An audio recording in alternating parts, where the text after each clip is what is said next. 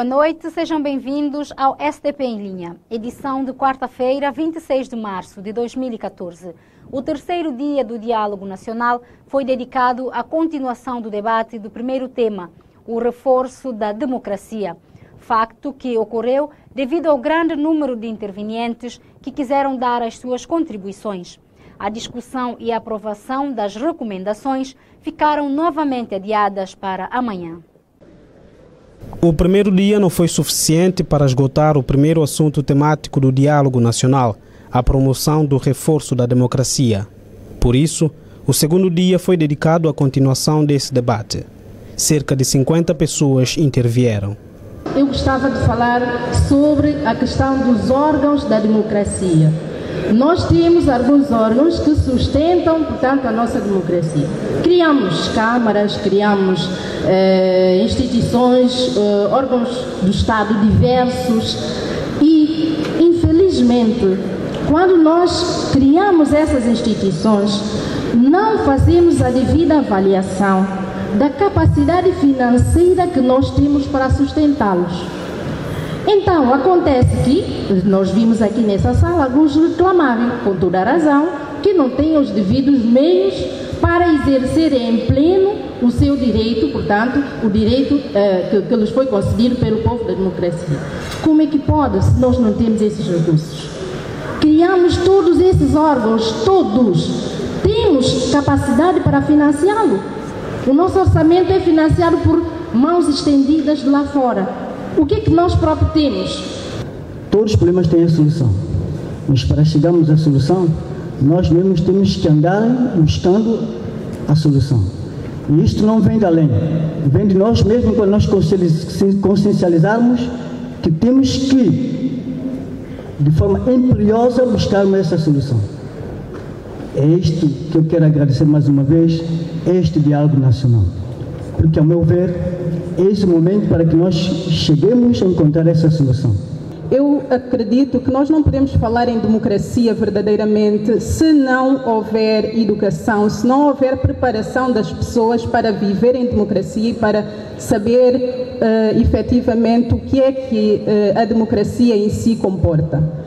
Nós em Santo Tomé temos um problema muito grande com a educação e eu aqui não estou a falar de educação em termos de programas curriculares, daquilo que é o tradicional. Estou a falar de educação em termos de valores, em termos de princípios e não estou a falar da população, a população mais comum, não estou a falar daquele cidadão menos ilustrado, estou a falar no geral. Infelizmente, até em alguns políticos verifica-se, com muita pena minha, que há uma falta de educação que se reflete depois no geral da população. Não podemos desenvolver o país, não podemos ter uma democracia para todos de igual forma se a justiça não estiver implantada na região autónoma. Há vários contatos já foram feitos pelas autoridades locais para poder se tentar instalar quer a Procuradoria-Geral da República como os tribunais. Reconhecemos que há ainda alguns problemas no sentido de instalação, mas suponho que falta aqui uma vontade própria para que tal acontecesse. A democracia assenta, essa é a minha lógica, a minha ótica, em 4 pilares essenciais. Um deles, estamos a fazer aqui o exercício que é diálogo. Daí deriva que eu felicito Sua Excelência, Sr. Presidente da República, pela iniciativa. O outro pilar da democracia, no meu entender, são os tribunais. Aqui eu deixo o apelo como cidadão santomense que se encontre rapidamente a forma para dar um outro conteúdo, um outro caráter à nossa justiça.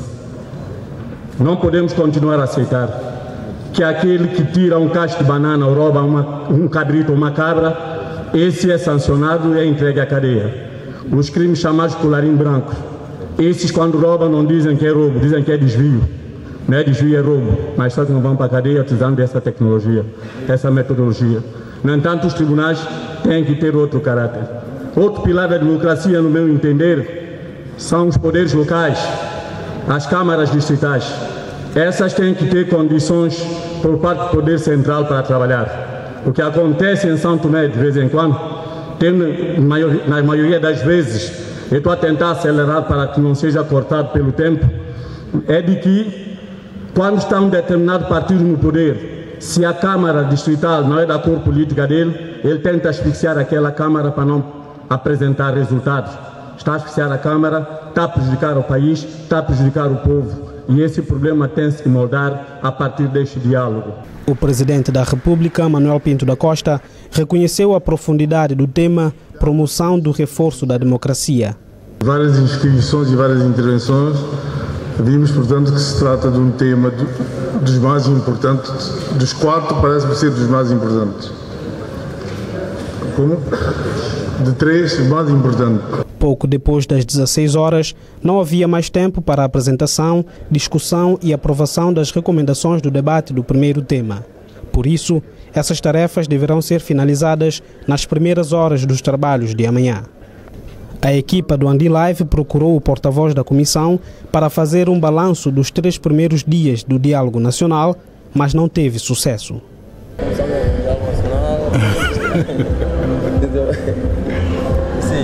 O Diálogo Nacional também precisa de ser o dia de trabalho. Está em direto, né? Como é que está a decorrer o... Está em direto? Não. Vocês chamam de que... Andi Live. Não. Sim, mas não. Como é que está a decorrer o trabalho? É só para dizer como é que está a decorrer o Diálogo Nacional, é só isso. Embora a pouca participação no terceiro dia deste diálogo, registrou-se muita contribuição da parte dos presentes. Para a nossa democracia, a pergunta que eu deixo, principalmente com os deputados da nossa Assembleia, é de conhecimento de todos que os deputados da Assembleia vão para a Assembleia quando bem de entender o que é avaliado por esse deputado, e próximo ano ele volta outra vez à Assembleia. Não tem reprovação? Não há ninguém que avalie esse deputado? Não há ninguém. Porque se houvesse avaliação pelos deputados, não só pelo deputado, por todos os serviços dessa nação, se houvesse alguém que responsabilizasse cada um da responsabilidade que tem, a nossa democracia hoje não estaríamos aqui a tratar desse problema. Estarão os santomenses conscientes da sua contribuição para o desenvolvimento do país? É uma pergunta que o senhor moderador levantou e que muito me preocupa, e eu digo que não. Desde o governo das chefias até a sociedade mais baixa, digamos assim, aos pequenos, não estão conscientes disto. Porque se nós formos ver na chefia, encontraremos pessoas com regalias exorbitantes. Pessoas têm viagens pagas pelo Estado, ainda com subsídios exorbitantes. Pessoas têm saldo telefone para o seu telefone pessoal, têm à sua disposição telefone no gabinete com acesso à internacional. Pessoas têm direito a combustível do Estado, carro do Estado, não pagam energia, porque também energia quem paga é o Estado, não pagam a água e quem paga é o povo. Mas não podia furtar-me a essa responsabilidade enquanto cidadão de também dar a minha contribuição num fórum que eu considero sui generis, para um país pequeno, com tantas dificuldades, com tantos ódios, ter aqui nessa sala tanta gente de diversos quadrantes, desde o povo mais miúdo até o mais alto magistrado da nação. Isto não acontece muitas vezes e normalmente não acontece em muitos países. E isso só quer dizer uma coisa: a nossa democracia está forte. A nossa democracia existe. E eu tomo a palavra para retomar também aqui aquilo que foi dito pelo o nosso saudoso presidente da Assembleia, Francisco Silva, que nós temos uma tendência quase genética de dizer mal. Está mal, a democracia está mal, não funciona mal, o país está mal. Muitas vezes na diáspora até sentimos um pouco de vergonha quando é dado o microfone a um concidadão nosso: hey, terra está mal demais, terra está mal demais, não sei o quê. Isso é genético.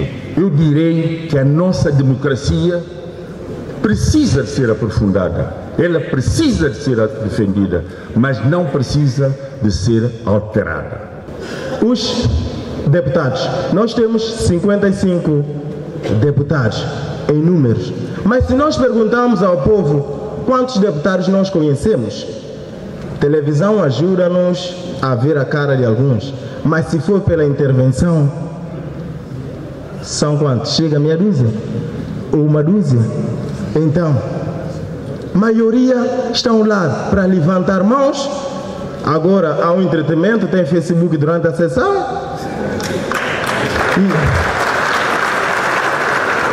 E há outros que quando saem da sessão é que perguntam aos colegas quais são os diplomas que nós hoje aprovamos.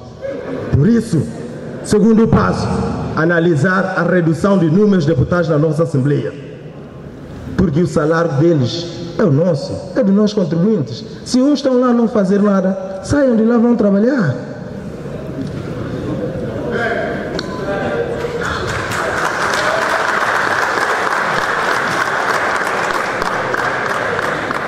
E para além disso, ainda os deputados. Os deputados têm imunidade parlamentar. Eu, como jovem, estou de acordo para que exerça bem a sua profissão. Mas a imunidade dos deputados é para o seu exercício desta função. Mas enquanto nós continuamos a ter deputados, eles mesmos são empresários, eles mesmos são diretores, eles mesmos são comerciantes, eles mesmos são banqueiros, não podem continuar a ter imunidade parlamentar. Por quê? Porque cometem crimes, falhas, como cidadão comum, como empresários, como diretores, como cidadão.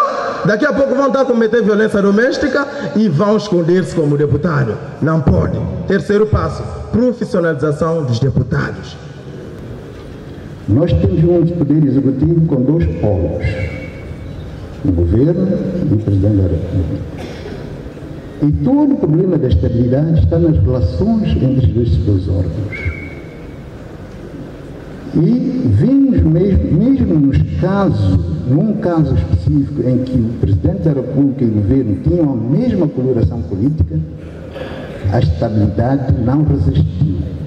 Ainda no terceiro dia do Diálogo Nacional, o Procurador-Geral da República aproveitou a oportunidade para dizer que a imunidade parlamentar e a Assembleia Nacional têm constituído entraves no combate aos crimes de corrupção. A responsabilização deve ser extensível a todos, não ao cidadão comum. Alguns dizem, por vezes, um processo, quando é desencadeado contra o cidadão comum, acaba, por vezes, por ser mais célere, enquanto que, em relação a outras figuras, os detentores de cargos políticos, acaba por ter alguma morosidade. Efetivamente, nós, o Ministério Público, encontramos algumas barreiras a nível do desencadeamento de processos penais, sobretudo no que se refere aos crimes econômicos e financeiros. Daí que o Ministério Público, perante as denúncias que tem tido e que os magistrados têm tido intervenção, os processos estão a andar, algumas das barreiras se inserem no âmbito, portanto, da imunidade parlamentar, que é uma questão que deve ser discutida, efetivamente.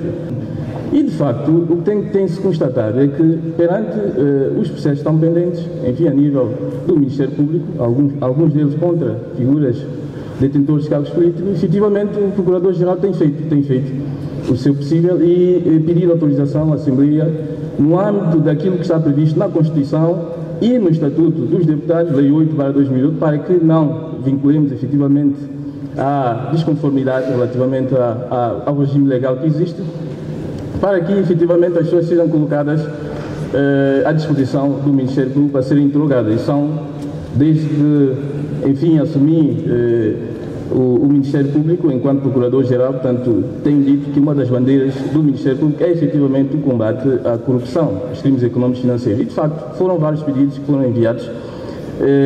Enfim, são questões que poderei depois ver na outra sede, mas de facto é que o Ministério Público até agora não conseguiu efetivamente ter qualquer pronúncia da Assembleia. Está cá, Sua Excelência, o Presidente da Assembleia, efetivamente não conseguiu ter algum pronunciamento em relação, porque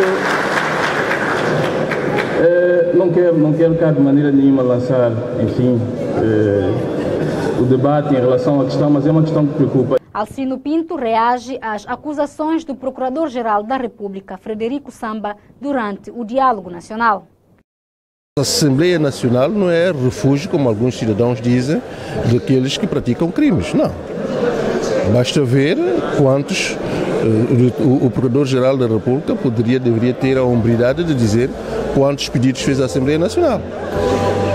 Foram feitos à Assembleia Nacional apenas 4 pedidos. 4 pedidos, e a Assembleia Nacional tem as suas regras, e nós temos um Parlamento que não funciona todos os dias. Está a perceber? A Assembleia tem as suas regras a serem observadas, e essas regras estão sendo observadas. É verdade que a Assembleia Nacional funciona a um princípio da maioria, e não é o Presidente quem determina isso. Se porventura houver um pedido do Procurador-Geral da República, eu digo se porventura, e a maioria parlamentar determinar um contrário, observando a lei, esse cidadão não será ouvido.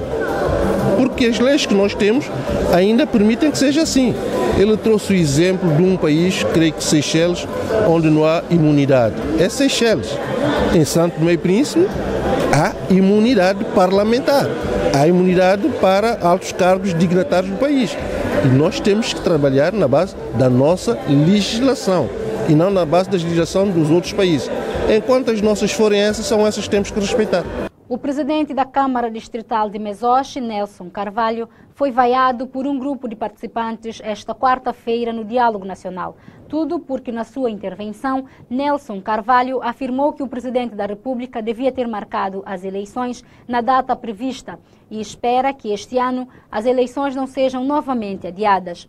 O presidente da República, Manuel Pinto da Costa, reprovou este comportamento da plateia.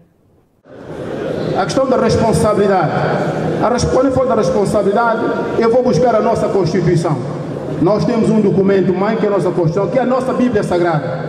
Ela não pode ser violada por os interesses deste ou daquele. Eu vou dar só um exemplo. Sr. Presidente, me permita. O Sr. Presidente da República hoje teria muito mais gente aqui nesta sala, muito mais gente nesta sala. O senhor pecou, eu vou dizer como. Porque na altura, quando houve aquele conflito no Parlamento, o Sr. Presidente, se agisse no momento, tem certeza que esta sala estaria cheia. Mas o Sr. Presidente tentou remediar as coisas e hoje nós temos o resultado que temos. No momento poderia marcar as eleições automaticamente, mas não marcou as eleições e fomos adiando ela mais um ano. Estamos neste ano. Eu espero que realmente pudesse marcar as eleições.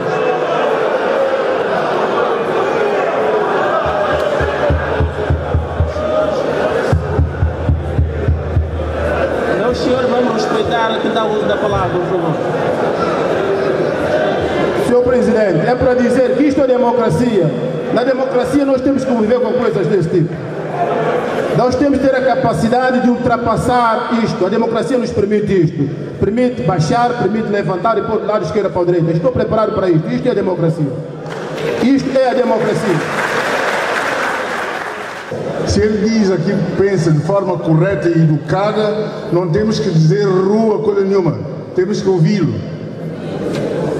É com esse espírito que nós podemos realmente sair daqui com boas decisões e depois de mãos dadas. Mas é preciso deixar as pessoas falarem, dizer aquilo que pensam. Com todo o respeito e respeitando as regras, não há problema nenhum. E eu quero felicitar o Sr. Presidente da Câmara. Cidadão exige ao Presidente da República pedidos de desculpa ao povo de São Tomé e Príncipe. Tudo aconteceu no terceiro dia de debates do Diálogo Nacional. A quando da queda do governo do Patrício Trovoada, houve uma manifestação popular e depois, no fundo disso, houve um discurso da Sua Excelência da República que, no meu entender, não era um discurso de ferir, porque está na Constituição, o povo realmente tem direito nas urnas, é lá onde ele exprime o seu voto.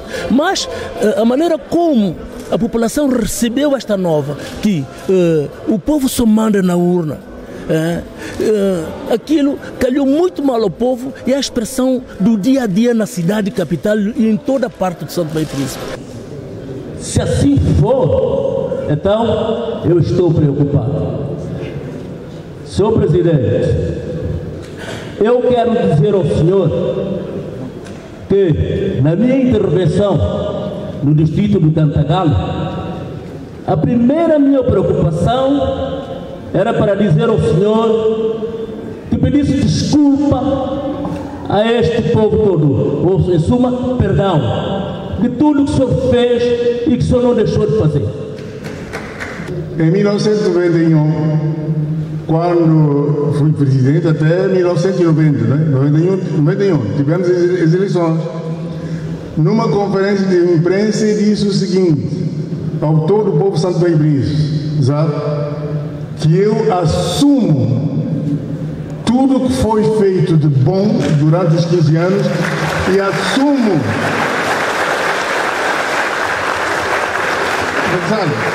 e disse também que assumia tudo quanto fiz de mal, quer o que foi feito por mim, quer o que foi feito por meus colaboradores, quer o que foi feito por meus amigos e que não tiveram a coragem de vir ao público dizer. No terceiro dia do Diálogo Nacional, a Andim Live ouviu dos participantes como tem decorrido esta conferência. Lázaro Afonso, diretor do estabelecimento prisional e recepção social, diz estar satisfeito por estarmos a dar os primeiros passos. Gostaria de dizer que eu estou muito satisfeito, porque na sociedade há necessidade de começar. E por começar, temos que começar por alguma parte. Eu acho que o diálogo nacional não é uma solução total para as coisas, mas é um pontapé de saída. São intenções muito boas. E eu pessoalmente reconheço a boa vontade do Presidente da República e de todos quantos têm estado a colaborar para que realmente este feito histórico, mais uma vez na vida santomense, venha a ser um sucesso e algo que possa contribuir para engrandecer socialmente o nosso país. Olegário Tinin, um dos participantes do Diálogo Nacional, fala que os trabalhos deveriam ser melhores e com objetivos concretos, mas que se pode trabalhar neste sentido. Os trabalhos estão a decorrer de acordo com o formato que foi escolhido, digamos, para eles, né? Eu entendo que se poderia ter um formato melhor, ou melhor, que produzisse melhores resultados, mas dentro do formato que se escolheu, parece-me que as coisas estão a decorrer de forma aceitável. Eu acho que seria fundamental, e eu provavelmente irei dizer isto aqui, que se encontrasse formas de produzir resultados concretos de uma reunião como esta. Para mim, um fórum, plataforma, ou diálogo nacional, como quisermos chamar, deve ser organizado com objetivos muito concretos. Em termos de trabalhos preparatórios, deveria haver resultados previstos para se retirar daqui, o que não foi feito. Mas eu suponho que poderemos fazer um esforço nesse sentido. Para se dialogar é preciso informações que nos levem a isso, para que haja uma boa interação entre os homens. Alcino Pinto, presidente da Assembleia Nacional, garante que o diálogo está ocorrendo como se planeou, mas reclama a falta de informações. Eu acho que dentro daquilo que foi estimado pelos organizadores, o diálogo está a cumprir, em certa medida, o seu objetivo. Todavia, eu reconheço que um fórum desta natureza há questões que precisariam de ser discutidas com muito mais profundidade, envolvendo questões, pessoas, porque há questões aqui que são de natureza científica e não apenas de natureza política. Questões como a questão do regime, do sistema, há questões das leis que muitas vezes são aqui abordadas. E também há um problema aqui que, do meu ponto de vista, falta informação. Falta informação e eu estou com mais, do ponto de vista geral, eu acho que é um espaço onde os cidadãos estão a contribuir para que a nossa ordem de democracia seja um bocado mais atuante. O Sr. Oscar Ramos diz que carrega consigo uma grande questão que acredita ser de muitos. Qual o verdadeiro objetivo desse diálogo? É bom este diálogo. Em qualquer um país democrático tem que se dialogar. Mas o que me preocupa, e assim como muitos santomenses, é o seguinte: nós estamos mais preocupados em conhecer o objetivo fundamental deste diálogo. Este diálogo tinha início na passada segunda-feira e terá o seu término na próxima sexta-feira, dia 28. Mas depois, no fim do seu término, qual é o propósito, qual é o objetivo fundamental? Bom, o objetivo fundamental aqui é que é dúvida que põe muitos santomenses, a começar de mim, a acabar em grande parte dos santomenses, qual é o verdadeiro objetivo fundamental deste diálogo. O Sr. Antero Cravide diz que o diálogo nacional serve para que os homens escolhidos pelo povo se entendam e façam uma boa política. Eu acho que o diálogo nacional é bastante importante, só que, sabe, isso já deveria ter acontecido, mas nunca é tarde, graças. Realmente o Presidente da República teve uma iniciativa boa. Acredito que o diálogo para a situação do país é necessário, de forma para que haja um entendimento entre os homens. Os homens precisam se entenderem, depois aí para que façam uma política de acordo com a necessidade do povo em que eles escolheram para ser dirigente. Padre Miguel Gomes, pároco da Nossa Senhora da Conceição, diz que o diálogo deve nos levar a algum lugar e mostrar os novos caminhos. Primeiramente dizer que o diálogo é sempre bom, né? É sempre bom, tem os seus critérios, os seus trâmites, é bom que paremos, dialoguemos, pensemos um bocado no país que nós queremos. Mas não é só falar, nem todo falar é diálogo, né? Nem todo falar é diálogo. Ou seja, o diálogo tem que nos levar a algum lugar, tem que nos levar a traçar uma estratégia para o desenvolvimento do país. Eu tenho constatado que muita gente tem falado, mas propor ações concretas, linhas de orientações concretas, tem faltado muito, né? E depois vamos ver no fim como é que será as resoluções, as orientações, porque até agora, vamos dizer, ainda, no meu ponto de vista, está um bocado aquém da minha expectativa. Senhora Maria Tebus diz que o diálogo é um momento de consenso entre os partidos políticos e não para se lavar roupas sujas.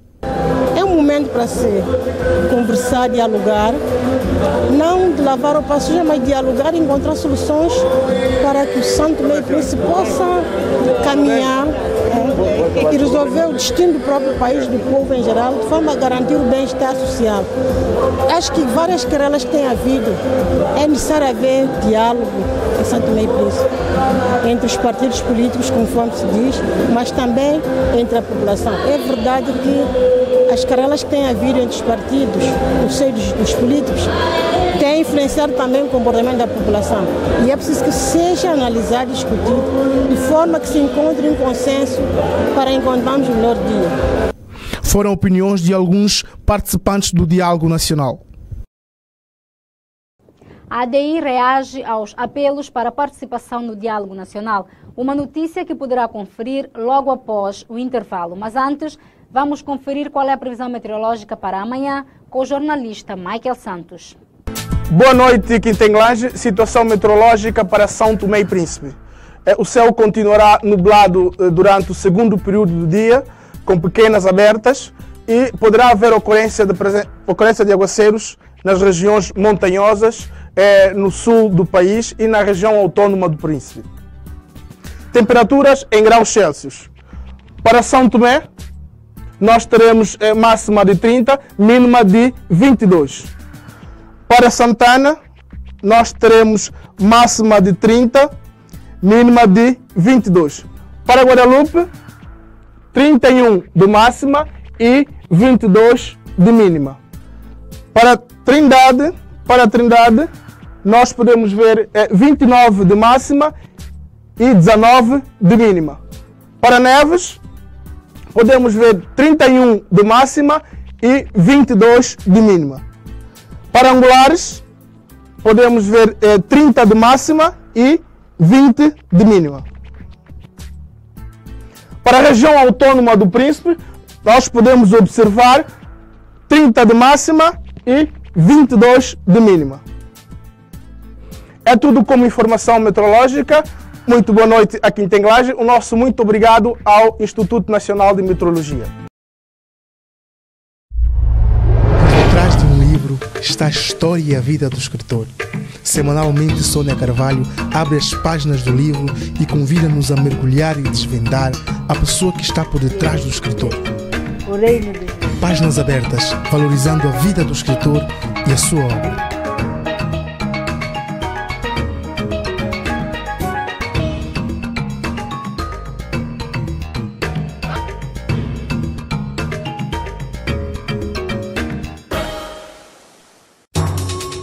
Agora sim, em qualquer parte do mundo, você pode estar conectado a São Tomé e Príncipe. Tamara Águas leva até si diariamente informações da atualidade de São Tomé e Príncipe no canal Andin Live. Estamos de volta para a segunda parte do SDP em linha.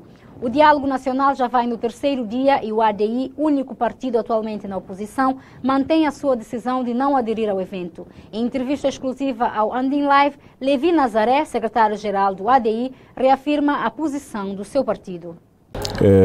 A oposição ADI quer transformar o ADI na ovelha negra da família, quer passar uma mensagem de que o ADI é radical, o ADI é contra diálogo.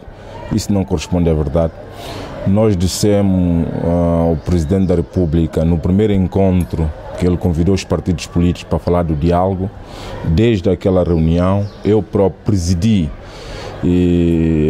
a equipa do ADI que esteve neste encontro, e nós havíamos dito ao Sr. Presidente que nós não concordávamos com o formato, com a metodologia que se estava a utilizar para o diálogo. Nós apresentamos a nossa proposta, a nossa contraproposta, que não foi aceita pelo Presidente da República nem pelos outros partidos, e eles disseram que eles vão continuar com ou sem o ADI. O ADI disse, então continue com o vosso diálogo. Isso não é então diálogo nacional, quando desde o início nós apresentamos um conjunto de elementos que, na nossa opinião, devia ser levado em conta, considerado, e que não se aceitou. Levi Nazaré, secretário-geral do ADI, mencionou algum desses elementos que, na opinião do seu partido, deveriam merecer a atenção na preparação do diálogo nacional. Sim, por exemplo, desde o primeiro dia que estava-se a impor uma comissão, um porta-voz de diálogo nacional, que todas as reuniões deveriam ser no Palácio do Povo, todas as reuniões presididas por Sua Excelência o Presidente da República. Nós achamos que não. Nós achamos que os partidos políticos é que deveriam assumir de facto este diálogo, mesmo estando presente nas reuniões uma delegação do Presidente da República, indicado pelo Presidente da República. Nós dissemos que, na nossa opinião, as reuniões deveriam ser na Casa do Povo, e a Casa do Povo não é no Palácio Presidencial, a Casa do Povo é no Parlamento, é na Assembleia, e era na Assembleia onde deveria realizar todas as reuniões da Comissão. Nós dissemos que devia se envolver a sociedade civil, que devia ser um diálogo não comando, com chefe, mas de facto um diálogo entre os partidos e a sociedade civil. E como nossa opinião não foi tida em conta, nós dissemos então não participamos nisso. E é bom que fique claro que eles disseram que vão continuar com o diálogo com ou sem o ADI e estão a continuar, pronto, é democracia. Todo diálogo é positivo, nós não podemos dizer que não é positivo, né? Volto a dizer que o ADI é um partido de diálogo, um partido de paz, é um partido que quer união entre os santomenses, ao contrário daquilo que querem dizer. O que nós não concordamos é que diálogo tenha um chefe que diz eu quero, eu posso, eu mando e toda a gente tem que seguir as regras, não. Levi Nazaré esclareceu também que o seu partido não tem qualquer compromisso com as recomendações que saírem deste diálogo nacional. No entanto, reconhece que poderão haver recomendações com as quais o ADI esteja de acordo. Se nós não participamos do diálogo, nós não vamos abraçar nada que saia daquele diálogo. Agora, é óbvio que é possível que saia de lá recomendações que o AD esteja de acordo, como toda a sociedade esteja de acordo, que por isso há situações que não é preciso esse diálogo com esse formato que se quer para todos nós entendermos que o país está mal. Se falarmos da justiça, a justiça está mal, nós sabemos, não é preciso esse diálogo para resolver a questão da justiça. Se nós falarmos da corrupção, principalmente dos políticos, aqueles que têm grande responsabilidade na sociedade, que praticam e continuam, infelizmente, porque a justiça não está funcionando nesse aspecto, continuam a praticar atos de corrupção, como todo mundo sabe o que aconteceu e que hoje dá um ADI razão quando a ADI denunciou o caso do arroz podre. Está provado que o arroz é mesmo podre, tanto mais que estão a reexportar o arroz. Bom, se todos esses assuntos é um assunto de conhecimento nacional, nós temos é que resolver esses problemas e não encontrar um diálogo para encontrar mais um estudo, para elaborar mais um documento. Nós já estamos cansados de documentos. Agora, o diálogo é constante, o AD vai continuar a dialogar com todas as forças políticas do país, principalmente os partidos políticos com assento parlamentar, para nós encontrarmos de facto um caminho para tirar Santo Tomé e Príncipe do buraco em que se encontra. Não este diálogo do Presidente da República, para nós não passa de uma autopromoção de uma pessoa, não é isso que é diálogo. As agências das Nações Unidas estiveram reunidas em Retiro durante 2 dias para fazer a revisão do Acordo de Assistência ao Desenvolvimento assinado com o governo são-tomense. O acordo, que foi assinado em 2011, terá o seu fim em 2015. O objetivo deste encontro é avaliar o nível de implementação dos projetos executados e financiados pelas agências das Nações Unidas no país, no âmbito do Acordo de Assistência ao Desenvolvimento, assinado com o governo são-tomense. Este acordo é um acordo que foi assinado em 2011 e que terminará em 2016. Chegou a altura de podermos avaliarmos o meio percurso, onde é que nos encontramos, se todas as agências que trabalham em Santo Tomé, residentes e não residentes, contribuem de facto para as prioridades de Santo Tomé e vermos quais são, dentro dessas prioridades, aquelas que realmente se tornam mais prioritárias ainda, nas várias áreas que cada uma das agências coopera com os diversos organismos de Santo Tomé. Segundo José Salema, representante residente do Sistema das Nações Unidas em São Tomé e Príncipe, o balanço até o momento é positivo, porém ainda há muitos desafios pela frente. Se vocês olharem para as áreas mais importantes, como as áreas sociais, olharmos para os avanços que fizemos, ou que estão feitos pelo governo, sendo feitos pelo governo na área da saúde, a redução das mortes materno-infantis, o controle da malária, os prémios que receberam, que o governo recebeu com a implementação do controle da malária, a nutrição, a segurança alimentar, etc., demonstra que realmente passos muito sérios estão sendo dados.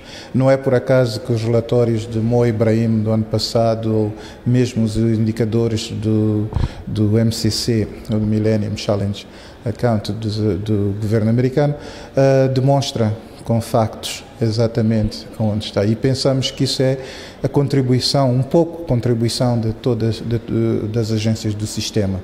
José Salema chamou ainda a atenção não apenas para a obtenção dos resultados no fim do prazo do acordo, mas também após este período. É preciso realmente olharmos não só para o que falta fazer, porque 2015 é já à porta, mas também olharmos para o que é após 2015. Houve um trabalho muito sério de consultas e esse trabalho deve ser incorporado de forma que a nossa planificação e assistência venha de encontro às aspirações tanto do governo como das populações vulneráveis de São Tomé. Após este retiro, as agências das Nações Unidas irão se reunir novamente, desta vez com a presença do governo. O próximo passo será escutarmos agora os nossos parceiros, particularmente os membros do governo, para confirmarmos se não estamos a falar somente de nós, mas sim falarmos de tudo aquilo que os membros do governo pensam que deve ser feito, que se concordam connosco e se realmente estamos no bom caminho. Se estamos no bom caminho, então quando continuarmos o processo de planificação e de implementação em particular, de forma que chegamos a um processo de aceleração no cumprimento dos objetivos do milénio. Depois da auscultação dos membros do governo, será produzido um documento que deverá ser validado nos próximos dias. Neste encontro que teve lugar no Hotel Praia, participaram todas as agências das Nações Unidas, nomeadamente o UNICEF, PNUD, FNUAP, OIT, OMS e FAO. Desta forma, concluímos mais uma edição do STP em Linha. Já sabe, estaremos de volta amanhã com a atualidade informativa de São Tomé e Príncipe. Boa noite e bom descanso.